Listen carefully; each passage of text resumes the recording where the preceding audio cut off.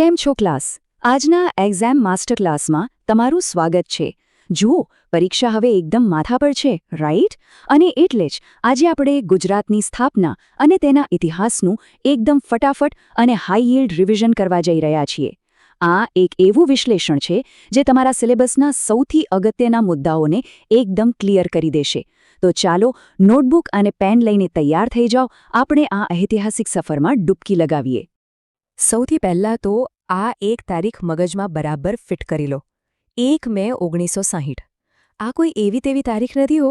આ એ જ દિવસ છે જ્યારે ગુજરાત રાજ્યની સત્તાવાર રીતે સ્થાપના થઈ હતી. આ દિવસ માત્ર એક રાજ્ય બનવાનો નથી, પણ આપણા ગૌરવ અને આપણી ઓળખનો દિવસ છે. પરીક્ષામાં આ બેઠો પ્રશ્ન પૂછાય જ છે, એટલે આ તારીખ તો ઊંઘમાંથી ઉઠાડીને પૂછે તો પણ યાદ રહેવી જોઈએ. તો આજનો આપણો એજન્ડા એકદમ ક્લિયર છે. આપણે 5 વસ્તુઓ કવર કરીશું. પહેલું, સ્થાપના દિવસનો ઇતિહાસ. બીજું, મહત્વપૂર્ણ ઐતિહાસિક વ્યક્તિઓ. ત્રીજું, રાજ્યની વિશેષતાઓ અને અર્થવ્યવસ્થા. ચોથું, સમૃદ્ધ સાંસ્કૃતિક વારસો. અને છેલ્લે સૌથી અગત્યનું, ફાઇનલ એક્ઝામ રિવિઝન. ચાલો, તો શરૂ કરીએ આપણા પહેલા વિભાગથી, સ્થાપના દિવસનો ઇતિહાસ. હવે જુઓ, ગુજરાત કંઈ રાતોરાત નથી બની ગયું. એની પાછળ એક આખો લાંબો ઇતિહાસ છે. 1947માં જ્યારે ભારત આઝાદ થયું ને, ત્યારે દેશભરમાં ભાષાના આધારે રાજ્યો બનાવવાની માંગ એકદમ તેજ થઈ ગઈ હતી. 1950ના દાયકામાં બોમ્બે એક દ્વિભાષી રાજ્ય હતું, એટલે કે ત્યાં ગુજરાતી અને મરાઠી એમ બંને ભાષા બોલતા લોકો રહેતા હતા. પણ પછી 1950ના દાયકાના અંતમાં એક બહુ જ મોટું આંદોલન શરૂ થયું, જેને આપણે મહાગુજરાત આંદોલન તરીકે ઓળખીએ છીએ. અને છેવટે આ જ લાંબા સંઘર્ષના પરિણામે 1 મે 1960ના રોજ બોમ્બે રાજ્યના 2 ભાગ પડ્યા અને ગુજરાત તથા મહારાષ્ટ્ર એમ 2 અલગ રાજ્યો બન્યા. આખી ટાઈમલાઈન બરાબર યાદ રાખી લેજો, એક્ઝામ માટે આ બહુ જ કામની છે. હવે આગળ વધીએ વિભાગ 2 તરફ, મહત્વપૂર્ણ ઐતિહાસિક વ્યક્તિઓ. ઇતિહાસ હોય એટલે મોટા નેતાઓની વાત તો આવે જ, અને પરીક્ષામાં કોણે શું કર્યું એવા પ્રશ્નો તો આવવાના જ છે, જે રોકડા માર્ક્સ અપાવે છે. આપણે મેઇન 3 નામ ખાસ યાદ રાખવાના છે.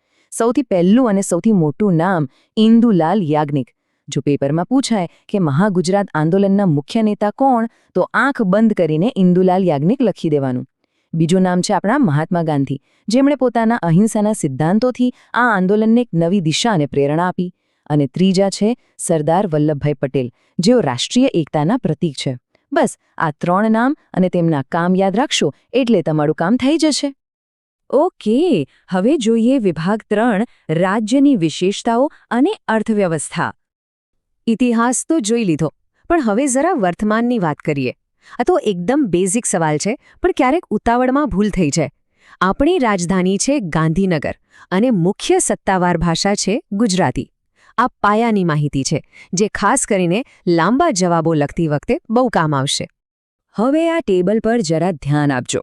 ગુજરાતની ભૂગોળ અને તેના ઉત્પાદનો એકબીજા સાથે બહુ જબરજસ્ત રીતે જોડાયેલા છે. શહેરોની વાત કરીએ તો અમદાવાદ એના ટેક્સટાઇલ માટે ફેમસ છે, રાઈટ? અને સુરત આખી દુનિયામાં ડાયમંડ એટલે કે હીરા ઉદ્યોગ માટે જાણીતું છે. વડોદરા અને રાજકોટ પેટ્રોકેમિકલ્સ અને બીજા ઉદ્યોગોમાં સૌથી આગળ છે.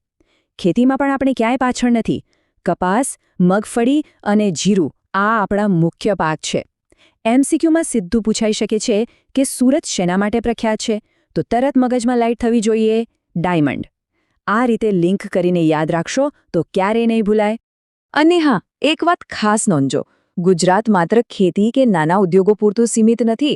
આખા ભારતનું સૌથી વધુ વિકસિત ઔદ્યોગિક રાજ્ય છે આપણું ગુજરાત. અહીં કંડલા અને મુન્દ્રા જેવા વિશાળ બંદરો આવેલા છે, જે આપણા વેપારના મેઇન દરવાજા છે. એટલે જ તો ગુજરાતનો ભારતના GDPમાં આટલો મોટો ફાળો છે. અને જુઓ, જ્યારે પણ અર્થવ્યવસ્થા વિશે જવાબ લખો ને, ત્યારે વાઇબ્રન્ટ ગુજરાત સમિટનો ઉલ્લેખ કરવાનું બિલકુલ ભૂલતા નહીં. આ જ તો એ ઇવેન્ટ છે જે દેશ-વિદેશના અબજો રૂપિયાના રોકાણને અહીં ખેંચી લાવે છે. ચલો, હવે વાત કરીએ વિભાગ 4ની, સમૃદ્ધ સાંસ્કૃતિક વારસો. ઉદ્યોગોની વાત થઈ ગઈ, હવે જરા આપણા કલરફુલ કલ્ચર પર આવી જઈએ. ગુજરાત માત્ર ફેક્ટરીઓથી નથી ઓળખાતું, પણ એની જોરદાર સંસ્કૃતિથી ઓળખાય છે. ફટાફટ જોઈ લઈએ. ડાન્સમાં ગરબા અને દાંડિયા આખા વર્લ્ડમાં ફેમસ છે. તહેવારોમાં નવરાત્રિ, ઉત્તરાયણ અને જન્માષ્ટમી આપણે ત્યાં એકદમ ધામધૂમથી ઉજવાય છે. પરંપરાગત કપડાની વાત આવે એટલે ચણિયાચોળી અને કેડિયું યાદ આવે જ. અને ભાઈ ખાવાનું તો કેમ ભૂલાય, ઢોકળા, ખાંડવી અને થેપલા. સાંસ્કૃતિક વારસાનો કોઈ પણ પ્રશ્ન આવે બસ આ 4 વસ્તુઓ લખી નાખવાની એટલે એક્ઝામિનર ખુશ. અને હવે સમય છે એક નાનકડી પોપ ક્વિઝનો. જોઈએ તમારું ધ્યાન લેક્ચરમાં કેટલું હતું. પ્રશ્ન છે, વિભાજન પહેલા ગુજરાત કયા રાજ્યનો ભાગ હતો? ચાલો વિચારો. હમણાં જ આપણે પહેલા ભાગમાં આની ચર્ચા કરી હતી. વિચાર્યું? અને સાચો જવાબ છે બોમ્બે રાજ્ય. આ બહુ જ ટ્રિકી અને વારંવાર પૂછાતો MCQ છે. દ્વિભાષી બોમ્બે રાજ્યમાંથી અલગ થવું એ જ તો ગુજરાતના ઇતિહાસનો સૌથી મોટો ટર્નિંગ પોઈન્ટ હતો. ઓકે, હવે આવી ગયા છીએ આપણા છેલ્લા અને સૌથી અગત્યના વિભાગ પર. વિભાગ 5, ફાઇનલ એક્ઝામ રિવિઝન. જુઓ, આ તમારી ફાઇનલ ચીટ શીટ છે. પરીક્ષાના બ્રહ્માસ્ત્ર સમાન આ 6 મુદ્દાઓ તો મગજમાં છાપી જ દેજો. પહેલું, સ્થાપના ક્યારે થઈ? 1 મે 1960. બીજું, શેમાંથી અલગ પડ્યા? બોમ્બે રાજ્યમાંથી. ત્રીજું, આંદોલન કયું? મહાગુજરાત આંદોલન. ચોથું, એના મુખ્ય નેતા કોણ? તો ઇન્દુલાલ યાજ્ઞિક. પાંચમું, રાજધાની કઈ? ગાંધીનગર. અને છઠ્ઠું, મુખ્ય લોકનૃત્ય ગરબા. બસ આ 6 પોઈન્ટ્સ પાકા કરી લેશો એટલે સ્થાપના દિવસનો મોટાભાગનો કોર્સ કવર થઈ જ જશે.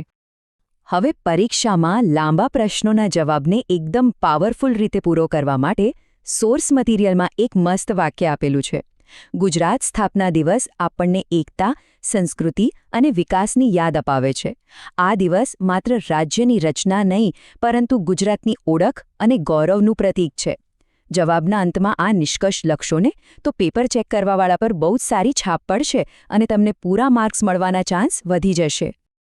તો ક્લાસ, આજના આપણા આ માસ્ટર ક્લાસ વિશ્લેષણને અહીં જ પૂરું કરીએ છીએ. પણ જતાં જતાં ઘોખણપટ્ટીથી થોડું આગળ વિચારીએ. તમારા માટે એક સવાલ મૂકીને જાઉં છું.